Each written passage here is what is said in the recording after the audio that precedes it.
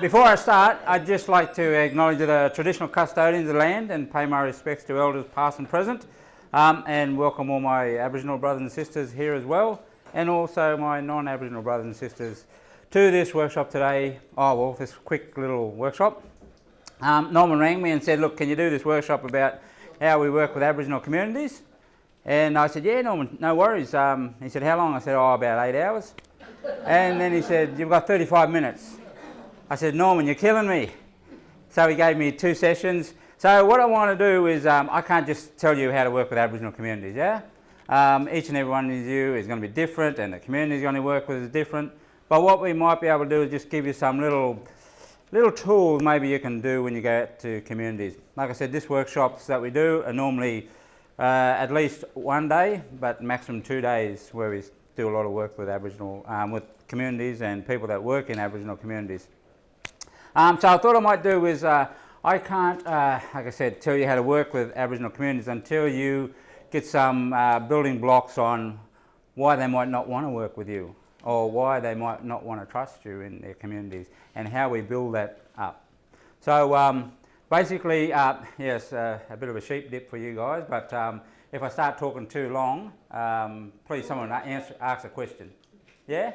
Can we encourage you again to use Slido? So you'll be in room 1 King, if you can find that on your apps. We'll be taking the questions through. Just with the nature of time, we won't be able to answer absolutely everything, but we are capturing all of the questions so we can, post the session, be able to answer some of those for you. Yep. But if you've got something burning, just sing it out and we'll see how we go. If I can't answer it, I'm sure there's other Aboriginal people in the room that might have views on the question as well. So first thing we do is, look, what we see, and especially you guys in drug and alcohol, is we see it's like the iceberg effect, where we only see what the worst part of an Aboriginal person is when we come to see them. So we only see what's above the waterline, and it's just not at drug and alcohol, it's mostly everything that we see with Aboriginal communities.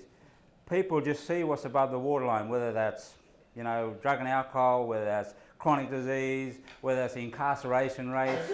We only see that person above the waterline. And we see things like, you know, social issues in our community, social issues. We have many communities around our, around our countryside, not just in New South Wales, but right around our countryside, that are dysfunctional. And we see that. And, you know, a lot of people on how they get the information. People ask me about Australia, are they racist? I say, I don't think Australia's a racist country. I think there's pockets, but I think most people are ignorant. And they get the information from what we see above the waterline. And that's social media, that's the paper, that's all these great, you know, shock jocks, you could say. Because why would they want to lie to you? They wouldn't lie about Aboriginal issues, would they? No. So we see Aboriginal people, you know, might be hard to work with at times. We might see, you know, the assumption that they're disrespectful and a lack of trust. That's what we see above that waterline. But what we don't see is the most important thing, what is below the waterline. Now, I always tell our groups that above the waterline is always going to be there unless we fix what's below the waterline. You could have the best strategies, you could have the best, you know, millions of amounts of funding to go into Aboriginal communities, but it'll never be fixed until we start addressing these things below the waterline that people just are not aware of, or people are oblivious to. We see, you know, racism, discrimination, oppression. A group of Aboriginal people in this country since, you know, colonisation are oppressed. And someone asked me the other day, you know, it happened a long time ago.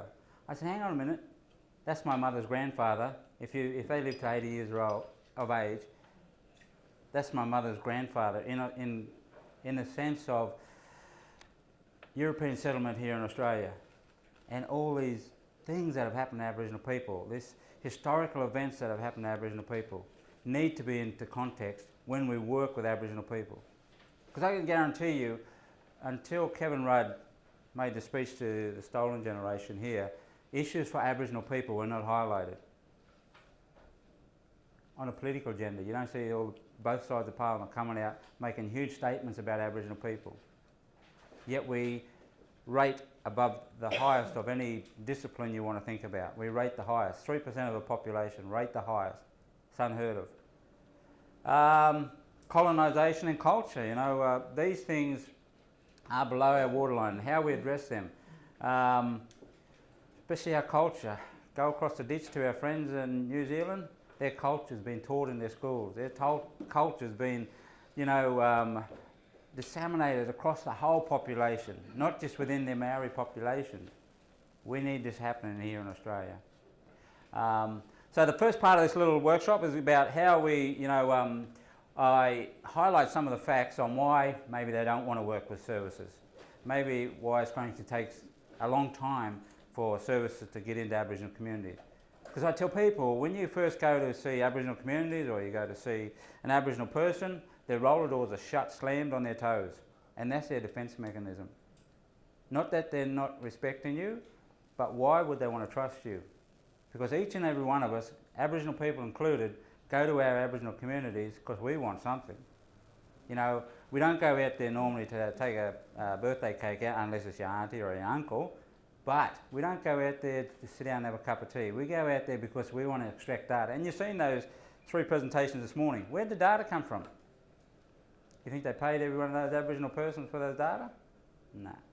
We want to go out and extract data for nothing a lot of the times. So the first part of this workshop is that understanding why. So we might, I'm just going to play you a little quick 5-minute snippet of maybe why Aboriginal people are so defensive. And this is just one occasion, if I can get my trusty assistant to power this thing up. No? Do you want me to see if I can do it? Did he tell you to control alt? No, did he? Is anyone under 18 here?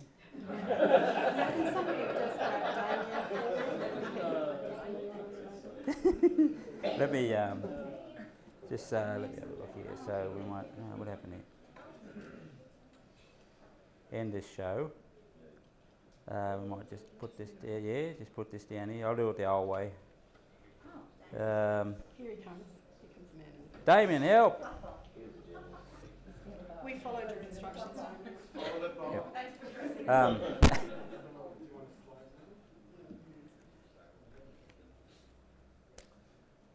They give them half my slides away here. Look at them. Hard to get good help these days. So this is just a quick little bringing them home, and this might highlight why they might be so defensive.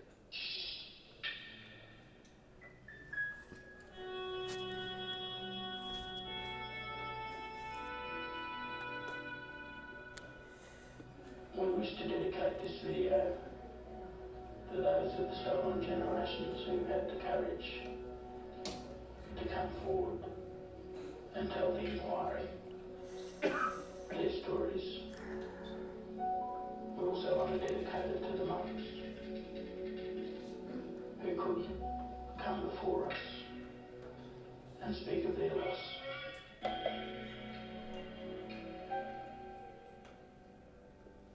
The story's right, the story is true. I would not tell lies to you, like the promise said they did not keep. And how they vexed us in like sheep, said to us, come take our hand, set us up on mission names, told us to read, to write and pray. And we took the children away, the children away, the children away. Snatched from their mother's breast, and this is for the rest of them away. As one woman said graphically, I'm a rotten mother. I cannot cuddle my children. And that's because I was never cuddled. I never knew what it was to be cuddled. Looking back, I believe perhaps the only time I felt I was cuddled was when I was being raped, and you would hardly call that a cuddle, would you? Taught them that, and taught them this, and I just told them prejudice took the children away, the children away. They can't be respected. And the pain of talking of it all and bringing it out, we do, because we need people to see where we are and where we're coming from. As a 12-year-old, I accidentally broke a plate glass window by throwing a ball through it, as any boys would do. And for my punishment, I had to bend over and take my trousers off and bend over, and there I received 10 lashings of the stock whip. And you with a stock whip? Oh yes, which left an indelible imprint upon my memory. And of course I wasn't able to sit down for 3 months. Children removed were denied their language and their culture. Can't you realize the hurt that is deep within me? You thought that you were doing what was best for me when you took me away from my mother's breast into an environment foreign and free.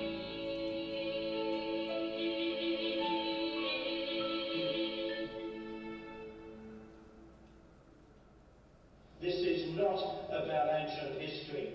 It is about today's reality of suffering. We didn't rape, we didn't murder, and much more than that, we didn't steal anybody's children.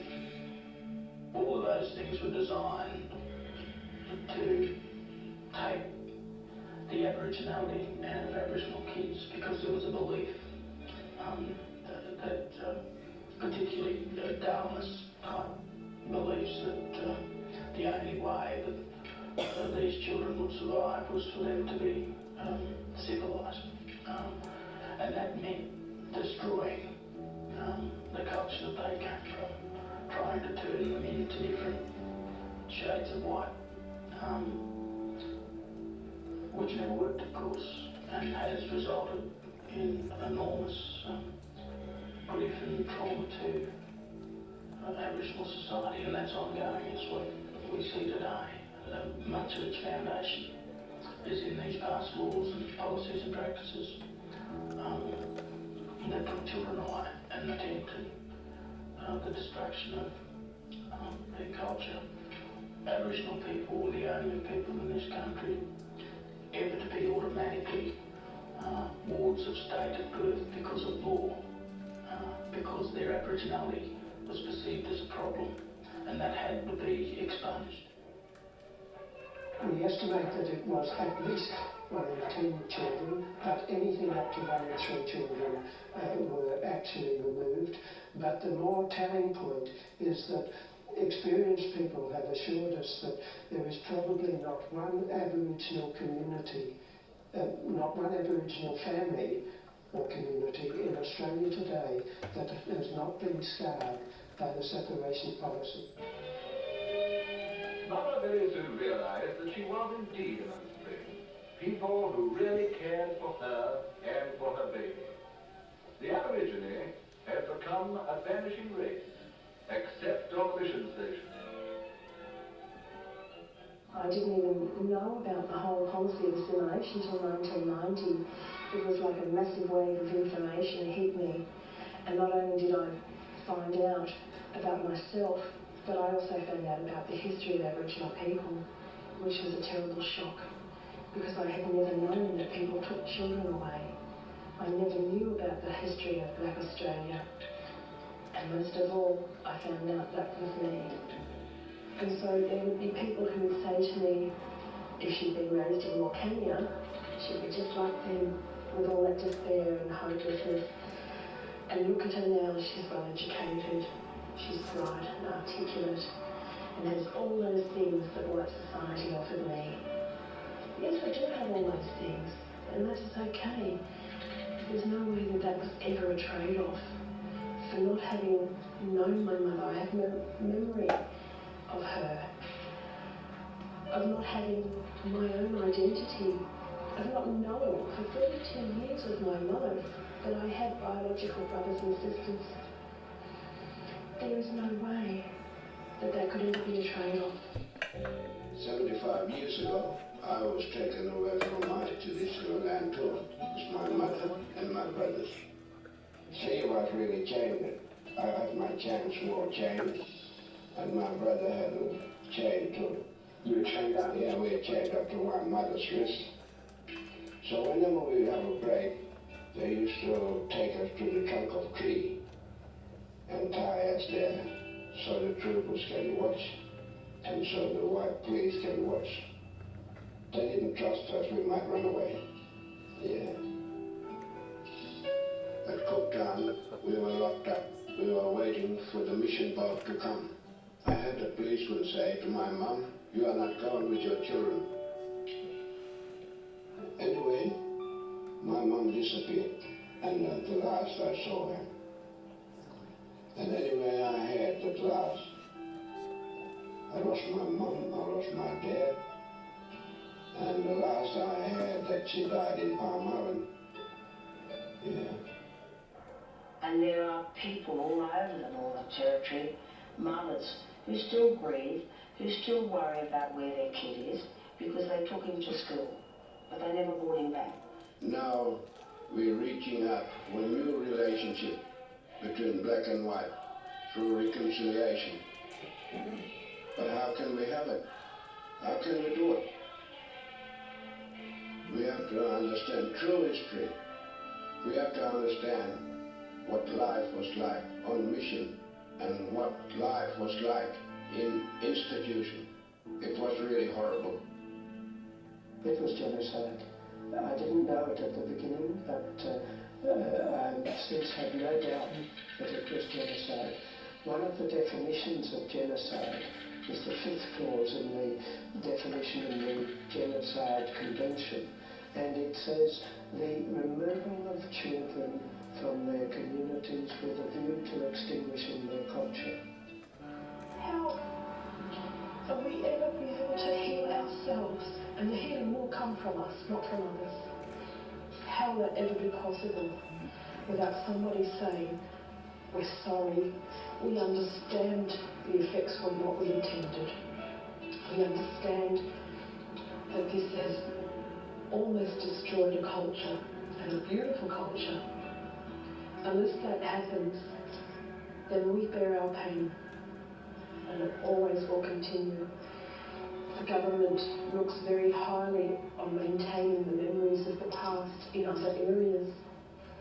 In Anzac Day, the whole celebration and remembrance of that is to acknowledge the pain that those people went through, to validate their pain, to make sure that we remember so it will never happen again. Why can't we have the lest we forget?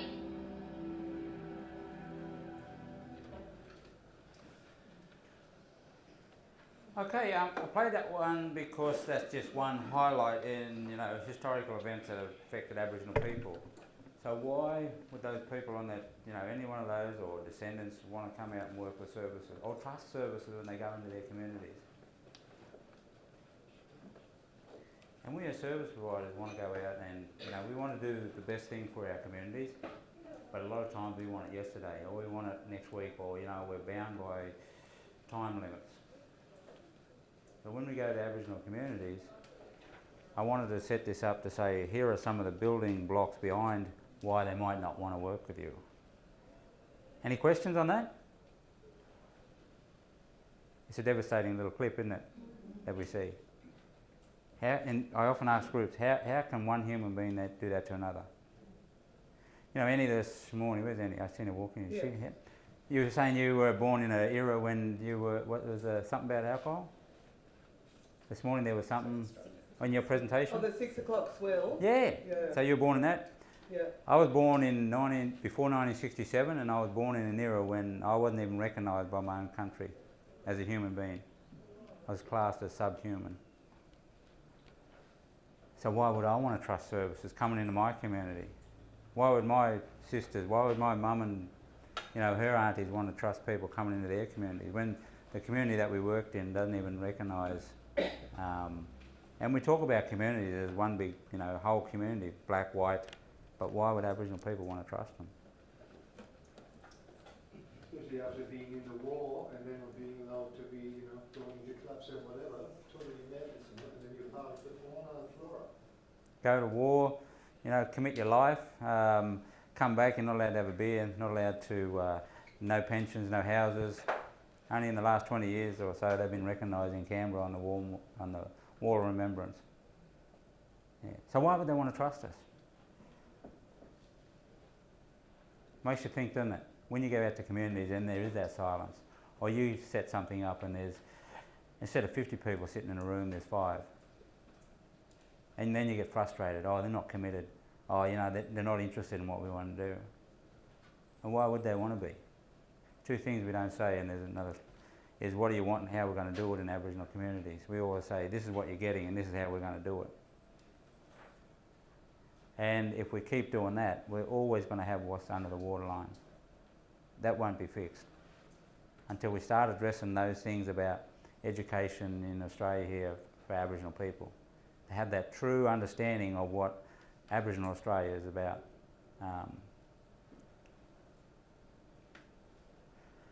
I put this one up here, so what does this picture say to you? Tell me your story. What does that picture say? After just what you watched? The loss of a child. Loss of a child? Dispossession. Despair. Yeah. Looks like someone in despair, isn't it? Has everything lost. She's got nothing, nothing else to give, nothing to take.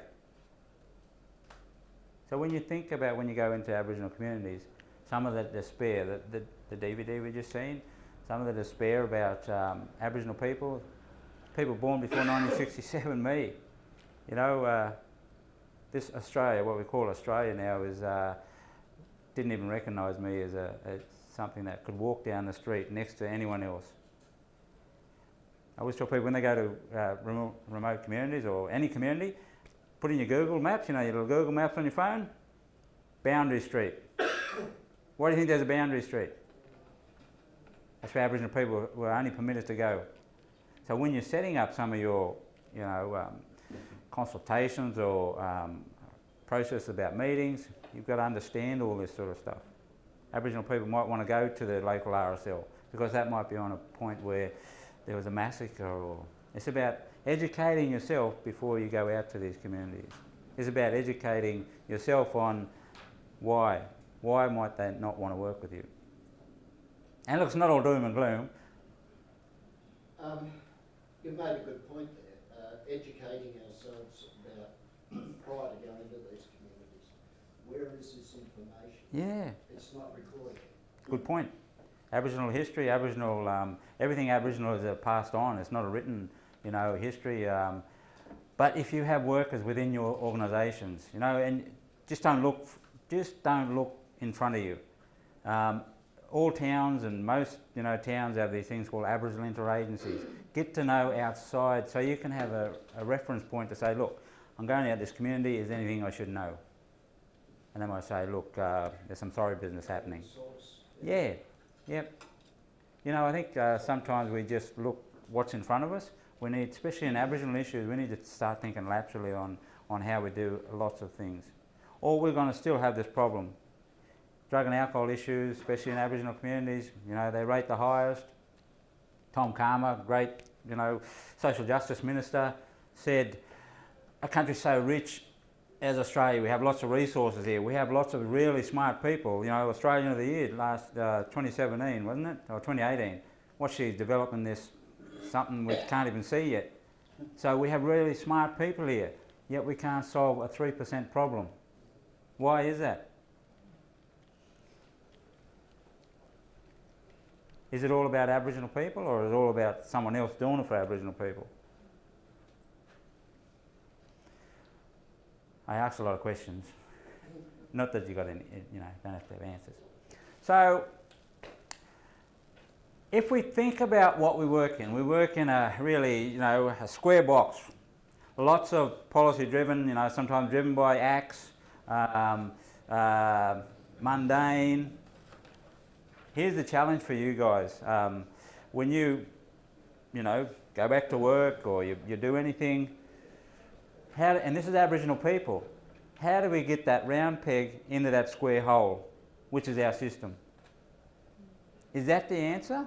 Or is the answer, how do we get the square hole to accommodate the round peg? What's the answer here? Because that's what it's like at the moment. And that's why we have some of the numbers, some of the data, statistics around Aboriginal people. Because we have this system that is made for the majority population. And unfortunately for Aboriginal people, they don't fit into the system. Am I that boring that you aren't saying anything, or is it? I'm just reflecting because I've done a fair bit of work over the years, particularly with young ones. Yep.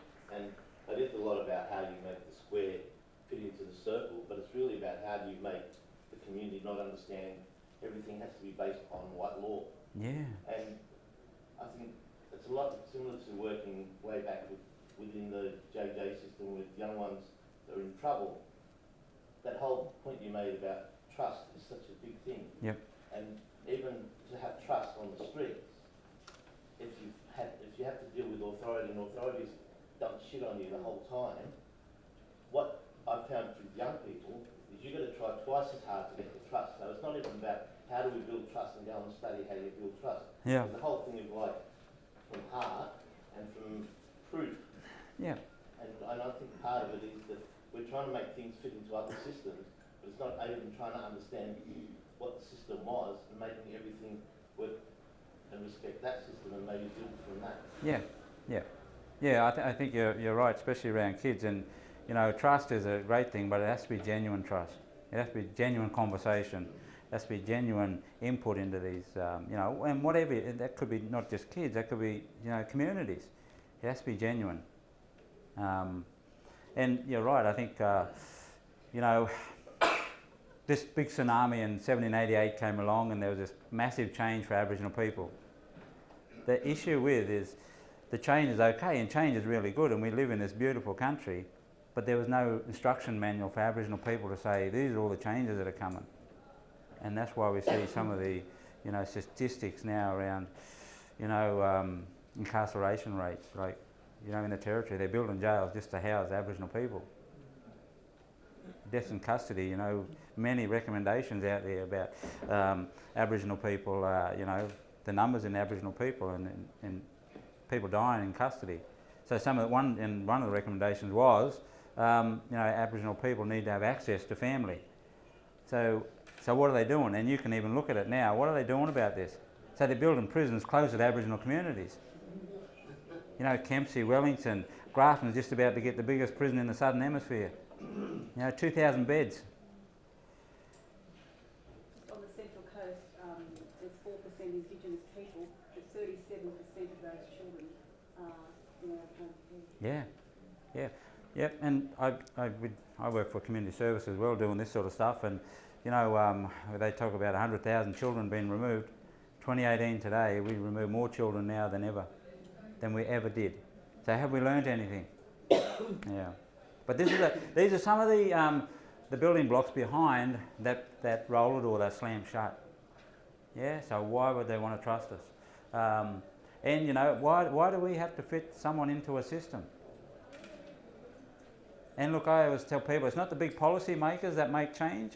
It's people like you guys on the ground. That's where the change happens. That's where the round peg starts to fit into the square hole, or the square hole starts accommodating the round peg. On the ground, the policy makers, the door's closed, isn't it? Let's forget about them. But it's the people on the ground where all the changes happen for Aboriginal. 5 minutes. My God. I better hurry up. I better give you some tips on how you can do this. So the way, then there is a way forward, you know, for Aboriginal people. So it's about, you know, creating relationships. If you just walk out of here and you remember nothing else, remember three things, 3 T's. Time. So the more time you spend in Aboriginal communities, the more trust you'll gain. Yeah, the more trust, the more time. And while you're there, you'll get offered lots of cups of tea. And it's not about the tea, it's about the offering and the receiving. Yeah? So 3 T's, you're good stead for Aboriginal communities. So, you know, spend more time getting to know people. As I said, ask what do you want, or how are we going to do this? What do you want and how are we going to do it is the best way. Give ownership back to Aboriginal people and you'll have better results. Listen to your clients and give them the voice. Give them the voice about how we do things. Know your limits. So, and that's you as a professional person. Know your limits about, I can only do this much for this person, or I can only do this much for this community. Yeah? Then I need to pass it on. So just know your limits in our communities. A bit of identities. And look, that's a map of Aboriginal Australia. As this morning, know your country where you come from. And it's always good if you're addressing Aboriginal people, do an acknowledgement. Get to know some of the organisations, and these are some of the information you might take away. You know, get to know some of those relevant organisations in your community. Partnerships, form partnerships, and introductions. Don't be scared to go to community and say, I'm such and such, and I'm from, you know, CDAT, or I'm from ADF. So get to know them. Don't get to know them when they need you. Get to know them as a community person, as a service provider. Don't get to know them as a referral to you. Yeah? Just one little question, I hope it's not controversial. If you live in an area and there's, I'll acknowledge my ignorance, so please correct me. If you live in an area and there's 2 different Aboriginal communities who both kind of claim this was our land and this was ours, and there's a bit of dispute there, and you're at a function with them, what's the best way to sensitively engage, acknowledging the dispute over whose land we're actually on right now? Well, there is difference. See, so this is the land. There is, look, and talk to elders if you can, because say land council boundaries sometimes differ from traditional boundaries. So if you ever have the opportunity, talk to elders and say, you know, where's the boundaries, whose land is it on, because it can be a bit of a minefield sometimes. And look, if you can't play on the side of caution, if you don't know what you're on, I told people the easy way is acknowledge the traditional custodians. Don't get too caught up where you are, because you most probably pronounce it wrong or you do something. But just acknowledge the traditional custodians. Pay your respects to elders past and present. Yeah, you can't go wrong with that. Yeah. A bit of language when you're speaking and you're within a group of Aboriginal people. Try not to speak Aboriginal, because a lot of people think they can, and it just looks silly. It looks fake. So try not to mimic Aboriginal people when you're around them all the time. And think about the numeracy and literacy. They estimate across our Aboriginal population we have a numeracy and literacy issue about 40%. I got one, I can't spell, but I just scribble, and then people think but yeah, so just think about, especially written, verbal, non-verbal, and look, we've spoken about some of the stuff this morning. How do we collect the information? How do we collect our data? Is it about the qualitative stuff, sitting down, having that yarn with them, instead of giving them a form and saying, can you tick these boxes for me? It's about sitting down, having that really good yarn. And look, the roller doors, a lot of this time the roller doors are down. They're not paying you, not as if they're not paying you respect, but the silence part is about what are they here for? Can I trust them? What are they here for this time? What service do they come from? So lots of times when you go out to Aboriginal communities, there'll be lots of silence.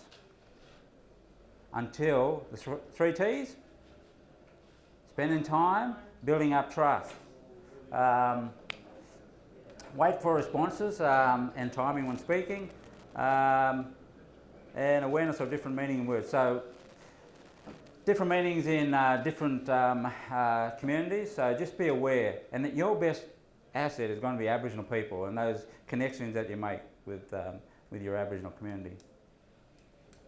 Are we running late now? Norman's in the room. Norman's in the room. We're right. Kinship, and look, if you have Aboriginal workers or you have people in your community, be aware that Aboriginal workers not only work in their community, but they also live in their community. So be respectful around kinship, because they are available 24/7. Aboriginal communities might work in CDAT from 9 to 5, but then they'll go down to Coles's or they'll go down to IGA or wherever that is, pushing trolleys through the aisles, and someone will ask them about their 16-year-old daughter that's they think might be drinking alcohol too much. So then you have to have that conversation in the aisle at IGA, because imagine if you said, and look, it's about opportunistic, counselling, I suppose you could call it, because imagine if you said to that person, look, I'll come back tomorrow, I'm in the office at 9 to 5. You ever think you're going to see them? They won't come in. So you've got to take the opportunities when you get them. And especially for Aboriginal workers, and be aware that this burden and this workload sometimes burns our Aboriginal workers out. So sometimes it's a burden to work in their Aboriginal communities. And some of our workers, and this is Aboriginal culture, and it's about sharing and caring, and sometimes it's about the wider population not understanding that obligation about how we share things. I'm married to a non-Aboriginal lady, and when we first got together she was saying, why are all your cousins coming here? Why are they eating all our food? Well, that's just Aboriginal culture. Beware of men's and women's business. Always be respectful. If you don't know anything, ask. Because I think lots of times, especially in Aboriginal communities, we tiptoe on eggshells around Aboriginal issues. Majority of Aboriginal people just want you to ask a question. So just ask, and they'll tell you. It might not be the answer you want to get, but they will tell you. Never make assumptions, especially when you're talking about stigmatised issues, yeah? I was in sexual health for 20 odd years, so you can imagine the stigmatised area we had to talk about in some of those. And the same with drug and alcohol. So it might be about, being mindful about talking about stigmatised sort of topics when you've got male and female in the room. Check it out, some don't mind, but just always ask that question. Is a pretty good little phrase. It's right to turn the page, but first you have to read it, you have to understand it, you first have to acknowledge it, and then you can turn the page. I don't think Australia is nowhere near that yet. I think we're, probably up the top. We've just had starting to acknowledge and starting about reconciliation, so I don't think we're quite there yet. Because we need people to know where Aboriginal people come from. Not many people in Australia know the true Australian history of Aboriginal people here. Call to arms. So here's your challenge. What are you going to do about it? What are we going to do about all these things that we talk about Aboriginal people? And I think it's easier just to do nothing, but it's harder to then ask those questions and start working with Aboriginal communities. Reconciliation. So this one here, this is not an Aboriginal, this is not about Aboriginal people, this is not Aboriginal business, this is not non-Aboriginal people's business, this is everyone's business. This is not about a black and white thing. I always tell people that these issues cannot be resolved for Aboriginal people. Aboriginal people alone are not going to resolve our issues. Non-Aboriginal people are not going to resolve our issues. Money's not going to resolve this, but together we're going in, have to go ahead. So when you think about, when you go into your community as a non-Aboriginal person, it's about how we form those, trust, time, and then we can deal with these issues. Because I could tell you, once you're doing the time and trust, and you get integrated in Aboriginal communities, you will be integrated in Aboriginal communities for life. How'd they go? Any quick questions?